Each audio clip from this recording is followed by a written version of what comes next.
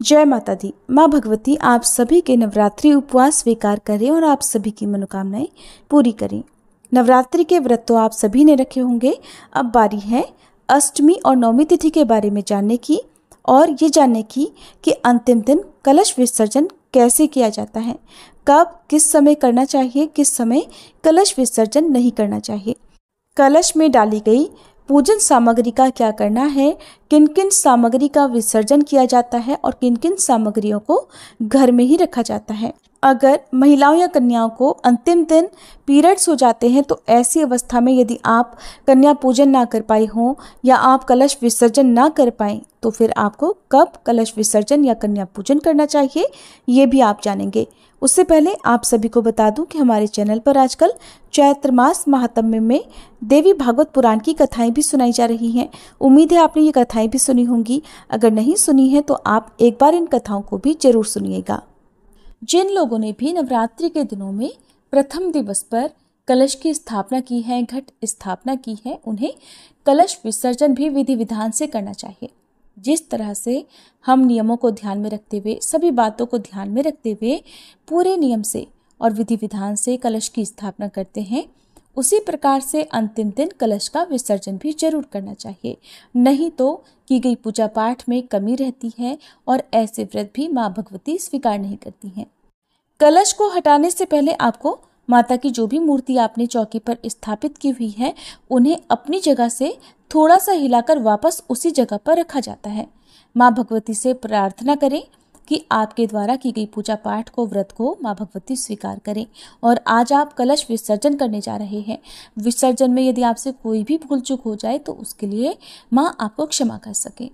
माँ की मूर्ति को थोड़ा सा हिलाने के बाद अब सबसे पहले आप कलश के ऊपर, अगर आपने पानी वाला जटा वाला नारियल स्थापित किया हुआ है, बहुत सी जगह पर इस नारियल को तोड़कर कन्या पूजन के समय कन्याओं में बांट दिया जाता है। अगर आप ऐसा कर चुके हैं तो आपको कलश के नारियल के अलावा जो भी सामग्री है उनका विसर्जन अब करना चाहिए। अगर अभी भी नारियल रखा हुआ है तो सबसे पहले आप नारियल को हाथ जोड़कर प्रणाम करें। नारियल के ऊपर जो भी चुनरी या कलावा आपने बांधा हुआ है उसे खोलकर रख लें। पूजा में आपने जो भी कलावा चढ़ाया हुआ है उस कलावे को परिवार के सदस्य सहित आप भी अपनी कलाई पर बांध सकते हैं। यदि आप ऐसा ना करना चाहें तो उसका विसर्जन भी आप बहते जल में कर सकते हैं, नहीं तो किसी भी पवित्र वृक्ष के नीचे गड्ढा खोदकर आप कलावे को दबा सकते हैं। कहीं भी पूजन सामग्री का अपमान ना होने पाए, कोई भी पूजन सामग्री इधर उधर ना फेंकी जाए, नहीं तो इसका बहुत भारी दोष लगता है।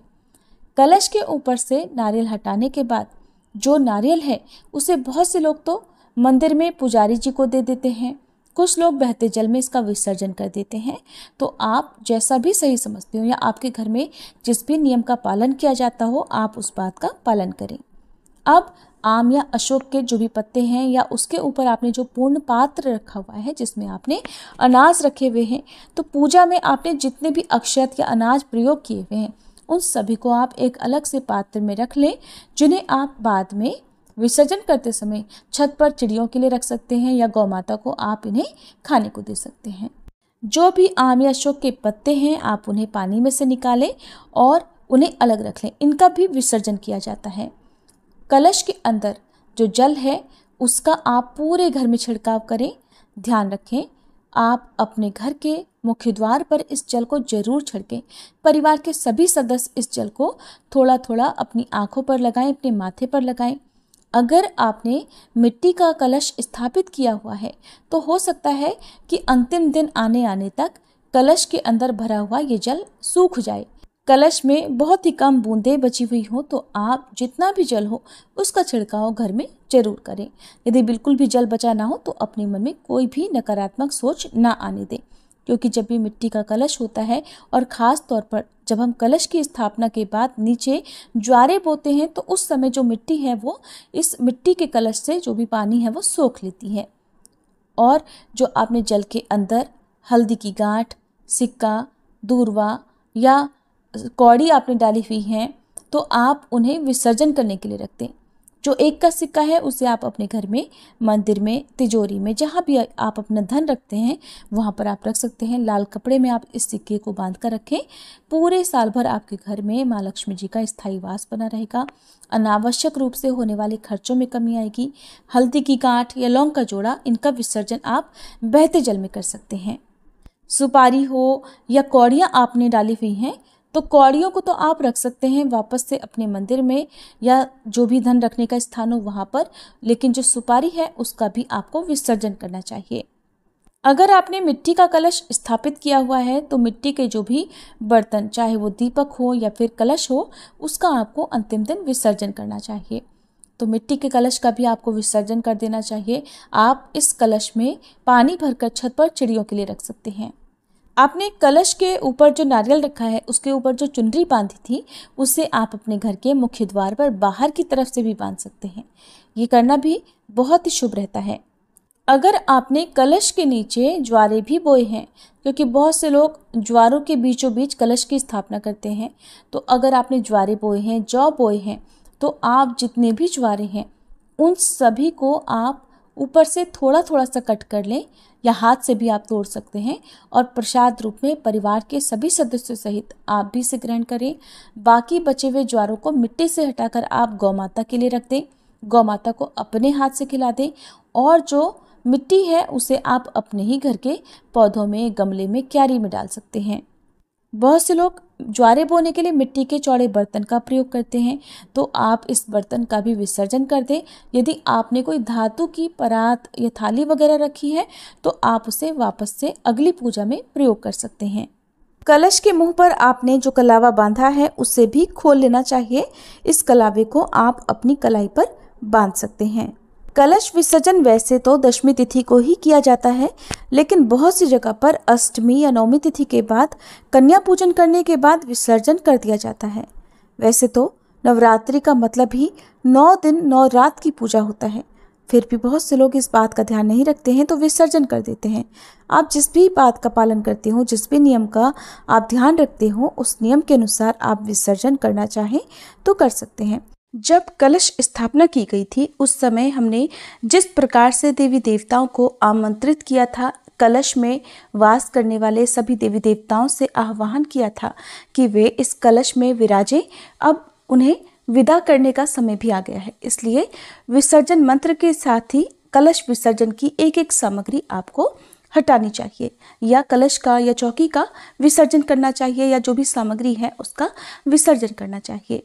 विसर्जन करने से पहले जो भी सुहागिन महिलाएं हैं वो माता रानी को श्रृंगार की वस्तुएं जरूर अर्पित करें, माता रानी का श्रृंगार करें और खुद भी अखंड सौभाग्य की प्राप्ति के लिए माता रानी की मांग में लगाए गए सिंदूर को 7 बार अपनी मांग में भी जरूर भरें।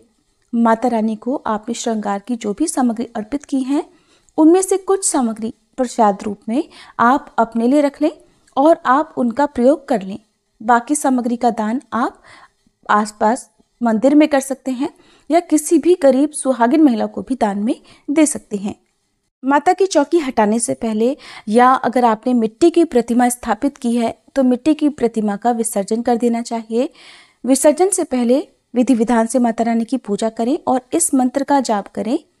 रूपम देहि यशो देहि भाग्यम भगवती देहि में, पुत्रान देहि धनम देहि सर्वान कामांश्च देहि में, महिषग्नि महामाये चामुंडे मुंडमालिनी आयुर आरोग्यम ऐश्वर्यम देहि देवी नमोस्तुते।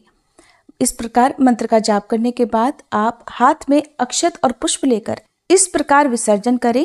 गच्छ गच्छ सुरश्रेष्ठे स्वस्थानम परमेश्वरी पूजा आराधनम काले च पुनरागमनाय च।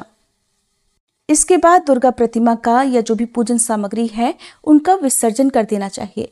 जो ज्वारे आपने बोए हैं उन्हें आप जरूर सेवन करें, परिवार में बांटकर सेवन करना चाहिए, क्योंकि 9 दिन तक ज्वारों में जो व्याप्त शक्ति है वो हमारे भीतर ज्वारों का सेवन करने पर प्रवेश कर जाती है।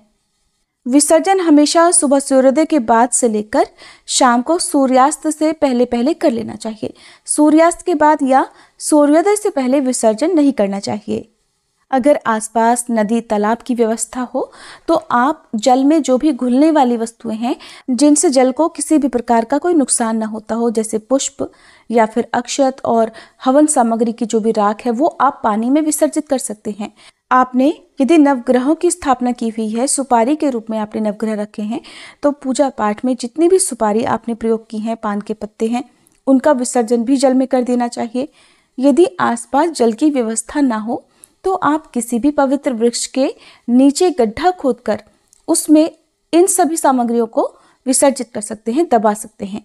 और ध्यान रखें, कोई भी सामग्री जहां पर भी आपने विसर्जन किया है इधर उधर ना फैले, किसी के पैरों के नीचे ना आए। यदि ऐसा किया जाता है तो उससे आपको बहुत भारी दोष लग सकता है। मिट्टी के जितने भी बर्तन आपने, चाहे कलश हो या दिए हैं, आपने प्रयोग किए हैं, उनका भी विसर्जन आपको कर देना चाहिए।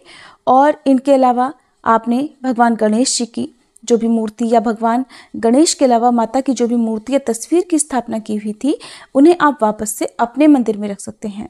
पूजा की चौकी हो या पूजा की चौकी के ऊपर बिछाया गया वस्त्र हो, उसे भी आप धोकर रख लें, उसे आप अगली बार पूजा में प्रयोग कर सकते हैं। चौकी हटाने के बाद कभी भी उस जगह पर तुरंत झाड़ू नहीं लगानी चाहिए। आप धरती माता को प्रणाम करें और फिर उस जगह पर एक धूप या फिर एक दीपक आपको जला कर रखना चाहिए। माता रानी को चढ़ाए गए पान के पत्ते या लौंग और इलायची का सेवन परिवार के सदस्य प्रसाद रूप में भी कर सकते हैं।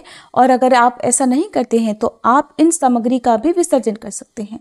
कई बार महिलाओं या कन्याओं को विसर्जन वाले दिन या अष्टमी नवमी के दिन पीरियड्स हो जाते हों, और ऐसी स्थिति में यदि आप उस दिन विसर्जन नहीं कर पाते हो तो फिर आप आने वाली जो चैत्र पूर्णिमा है उस दिन पहले कन्या पूजन करके, जिस प्रकार से आप अष्टमी नवमी के दिन भोग तैयार करते हैं उसी प्रकार से आप स्नान आदि से शुद्ध होकर भोग तैयार करें।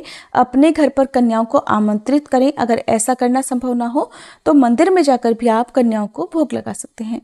भोग लगाने के बाद ही आप माता रानी का जो भी पूजन सामग्री है या चौकी है उसका विसर्जन करें, तभी आपको चौकी हटानी चाहिए। विसर्जन दशमी तिथि को ही किया जाता है और इस बार 17 अप्रैल को दोपहर 3:15 से दशमी तिथि लग जाएगी। ऐसे में यदि आप चाहें तो 17 अप्रैल को शाम के सूर्यास्त से पहले पहले भी आप विसर्जन कर सकते हैं। जो लोग बुधवार को विसर्जन नहीं करना चाहते वो गुरुवार के दिन सुबह 6:08 से लेकर शाम को सूर्यास्त से पहले पहले यानी शाम 6:40 तक भी विसर्जन कर सकते हैं। कुछ लोगों के यहाँ दशमी तिथि के दिन भी विसर्जन करना सही नहीं माना जाता है। हालांकि दशमी तिथि को विसर्जन किया जा सकता है, फिर भी यदि आप दशमी तिथि को विसर्जन नहीं करना चाहते तो 19 अप्रैल शुक्रवार को एकादशी तिथि के दिन दोपहर 12 बजे से पहले पहले और सुबह सूर्योदय के बाद भी विसर्जन कर सकते हैं।